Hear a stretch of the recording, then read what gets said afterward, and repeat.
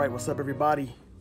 Today's video is going to be a rehouse video of a purchase I made of a tarantula, my Brachypelma Emilia. I picked it up in PetSmart not too long ago. I decided I want to rehouse it into this Zilla micro habitat. I've seen a bunch of videos on this thing and it seemed like a good alternative than buying something from, let's say, Jamie's Tarantulas, which is a little more expensive. These things go together pretty easily. I was impressed with some of the videos I watched and how easy they went together and how good they looked. So I got this brick of coconut fiber that I picked up at the last reptile show I went to that I've been waiting to use it, and I'll be using it today to rehouse my B. Emilia. As you can see here, I like to cut it in half. It lets the water get in there a little quicker and absorb quicker.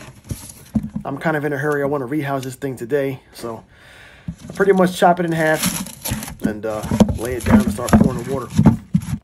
As you can see here, it pretty much takes 4 quarts or 3.7 liters of water to get this brick moistened up and ready to use, which just happens to be the same measurement that my kids' Hawaiian Punch juice containers hold. So I filled up the juice container with water, poured the water in, and let the magic begin. Once all the water's in, you pretty much just let it sit. It took me about 45 minutes to get this to the point where I can get my hand in there and start mixing it up and getting ready to start using it. And now to the Zilla micro habitat. It went together pretty easy. There's videos out there. I didn't actually videotape myself putting it together. There's plenty of videos out there. I don't want to make my video too long, but it went together pretty good. It's easy. Anybody can do this. The directions are pretty easy, and so is the videos. If you watch the videos, it's very easy. Now, my biggest complaint so far, my only complaint, is the locking handle. As you can see, there's no excuse for that. I mean, it just falls right off.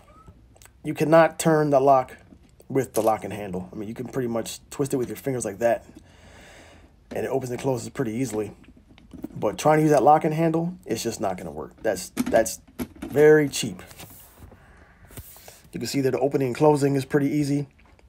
It seems like it's fragile, but it actually sits nice and sturdy. Then it locks in place, and then you twist that little handle there, and it prevents the top from sliding back and forth and opening.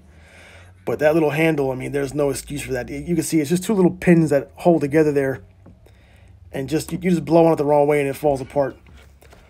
So I got all the soil in. I got a little piece of driftwood from an old fish tank that I had set up a while back. Took my finger, create like a little tunnel in there for the tarantula to go in there. I actually paid $4 for that piece of shale right there, which, if I really wanted to, I live in Pennsylvania here. I could just drove outside the city and to a shale pit and just found some shale, but I was in a hurry. I went and bought some shale. It cost $4.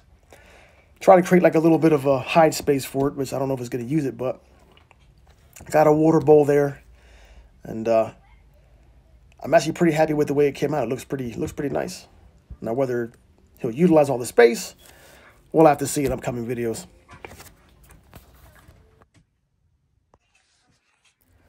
All right, so I'm always a big punk when it comes to rehousing tarantulas. Not so much that I'm afraid to get bit, but more so of the tarantula just running and getting loose in my bedroom. The last thing I want is a tarantula of any type running loose in my bedroom. I love to look at them, but I don't want one crawling across my chest while I'm sleeping. Now you can kind of see I made a little makeshift device here to, you see how he did the flip? This guy is very, very flighty. You just breathe the wrong way and this thing's taking off running like it's a crazy, probably the craziest tarantula I got as far as how flighty it is and how it starts flipping out. So I pretty much had to put this thing on its side to try and get it out, because you can imagine this thing, every time I touched it, it was doing backflips off the side of this enclosure. So this seemed like the better way to get him in without him getting hurt. And there it goes.